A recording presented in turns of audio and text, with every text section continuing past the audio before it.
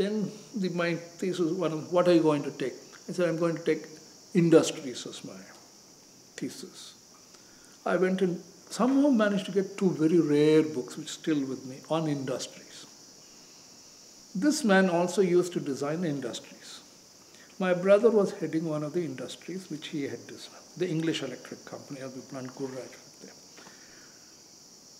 So I went there, studied that. I should have left it at the study. I said, how this building could have been redesigned far better than what it is, was my thesis. I said, no. Went and I put it before him and deliberately. He said, you went, who gave you permission to visit that factory? You didn't come to me. I said, sir, my brother was there, he gave me permission. He's only an engineer there. I said, but that Englishman also was very happy. He was the head of the school. He said, Jason, go ahead and study tell me what is all wrong and what is all right. And I found all the things. From that, I've created this design, having studied these the books on industry.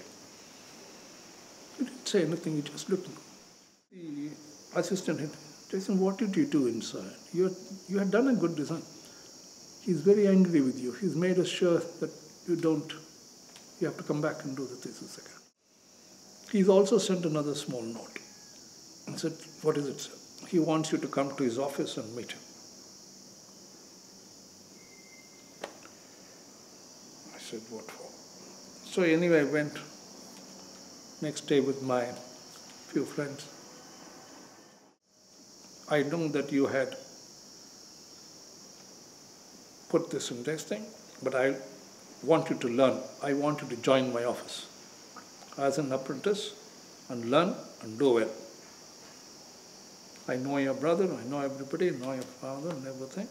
I appreciate what you have done, but I want you to learn and reapply for the thesis again. But you must work in my office. I went back to my father. I said, he wants me to work there. My brother also said, look, why don't you work with them? It makes life easier. Again, Ayn Rand walks in. Into the mind, fountainhead. If anybody offers you something, don't take it.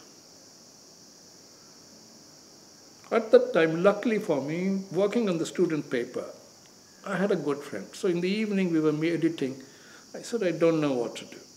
So one of the boys was with me. He said, my father knows another architect very well. I said, can you fix up a time to meet him? I don't want to go here. He immediately called his dad. His dad said, okay. He called his friend. He said, okay, that man will give you 2 minutes interview. Tomorrow morning, 9:50, 9:30, you must go.